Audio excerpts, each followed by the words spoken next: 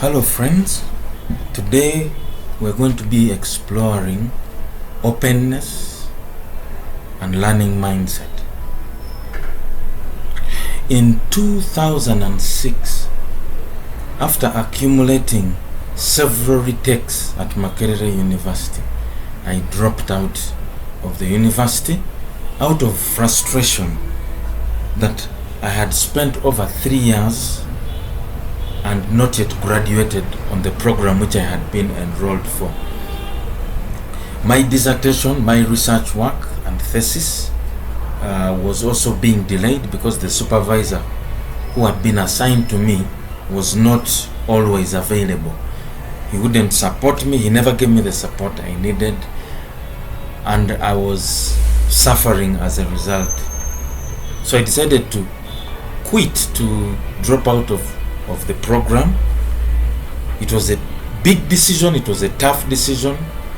I really felt sorry for my mom who had invested school fees and tuition in my studies and education, and given the fact that she's single, I really felt bad about that, but I felt there was no other choice I had because the environment at the university at Makerere was not helping me. And so I dropped out. And at the time I dropped out, I felt a big task before me. Not having a degree certificate, not having enough connections in the family, I really saw that I had no chance to succeed in life. My mom was always lamenting and telling me, you see, in this world, if you don't have a degree, you'll never get a job, you cannot be recognized, you'll always suffer in poverty. And those were the thoughts which were going on in my mind. But then as I thought and reflected upon those thoughts, I began to reflect and to think about what I now call the eternal questions of life. The challenge and the fear of not having a job, of not having a secure future, forced me to start thinking about the important questions that matter in life. Who am I? Why do I exist? Where am I going? What do I have? These were the questions that began haunting my mind. And I began to ask myself, does my whole life depend on an academic certificate or a degree program? Does a degree program define who I am? What happens if I lose the certificate? Does that mean my future is gone? And so I started asking myself those questions, and those questions prompted me on a journey of self-discovery. A journey which took me over 6 years and 7 years to start finding answers.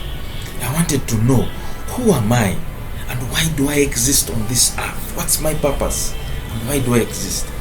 And so at that time, I borrowed 100,000 from my mom and secured membership at the British High Council Library. At that time I didn't have a job, of course I was jobless, but I used that jobless situation to my advantage. I thought to myself, instead of sitting at home watching movies and wasting a lot of time, why can't I use that time that I'm unemployed to start doing a research on who I am, on finding my purpose, on finding answers to these questions? And so that's why I asked her for that money, and I got membership at the British Resource Center. And I used to go there every day. I would leave home at 8 in the morning after taking breakfast. Since I didn't have transport, I would walk up to the up to the library, and I read books, I watch videos, and all those things, all different kinds of learning materials, visuals, videos, books, online resources. I would eat and read a lot of books the whole day, and then I come back home walking. I never had lunch. I was just eating knowledge. I was eating words. I had this hunger to know who I am. And so I did that for a whole year. Going to the library, walking to the library, reading, no lunch, coming back home. And everyone who saw me living that kind of life was wondering, what's wrong with this guy? For us, we wake up and go to work, come back at the end of the day and get paid at the end of the month. This guy, for him, is just going to read, to learn. In my heart, I just kept quiet because I never blamed them for asking those questions. But I kept doing what I was doing because I felt a curiosity inside me, pushing me to do that. And even if I was not getting paid and getting immediate results, I was feeling a sense of satisfaction because of the knowledge that I was learning. So as I read books, as I read different books and materials, I noticed that certain topics became exciting for me. Topics like education, the power of the mind, topics like leadership, facilitation, social entrepreneurship, how the brain works. And all these topics were fascinating to me. Creativity, thinking differently, creative brainstorming, how to organize events. I began to realize that these were topics that I enjoyed. And so I kept reading, and the more I learned, the more I became thirsty to read and to absorb and to study. I used to ask people questions. Some of my mentors, I would ask them questions about purpose. Who am I? I remember during this period I came across one of the most influential books that has impacted my life till now, for all those 6 years. And that book was The Purpose-Driven Life by Rick Warren, and another one called Understanding Your Purpose by the late Dr. Miles Monroe, who passed on. But Monroe's content was in a tape, it was a cassette. Those days they were cassettes. These days they are no longer cassettes anymore. But I kept that cassette for all those years. I would keep listening to those teachings, and they inspired me. I began to, as all these years passed by, this whole year when I was studying and reading, a pattern began to form. I began to realize that I have an interest in teaching, in public speaking, in communicating ideas in ways that are transformative. And then after that period, I decided that why can't I do volunteer work in organizations that align with my passion and with my talents. And so I volunteered in Watoto Church as a discipleship school facilitator and trainer. And during that time, I realized that I enjoy teaching, I enjoy facilitating groups, facilitating learning in groups. I enjoyed answering questions to people on the subjects of God, identity, purpose. I began to do trainings. I began to get feedback from students and participants in that discipleship program, as people would say that they enjoyed hearing my sessions, they enjoyed hearing me speak about leadership, about purpose. I noticed that every time I spoke, people enjoyed listening to me. People were attracted to me, to what I was saying. And every time I spoke to people, they would leave my presence feeling inspired and motivated to pursue their dreams. I got this feedback from all places, home, in the community, and in the church where I was doing volunteer work. And then from there, later on in 2011, I decided to volunteer in another organization called Moral Rearmament International, where I felt that I would begin to explore more about, discover more talents, discover more strengths, discover more abilities that I had that were residing on the inside of me.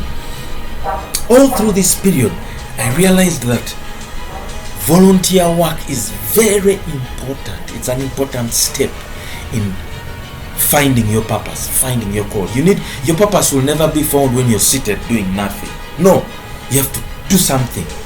Volunteer, do something, write a book, take some action, take a step of action. And then as you take a step, opportunities will start getting attracted to you. Why am I saying all of this?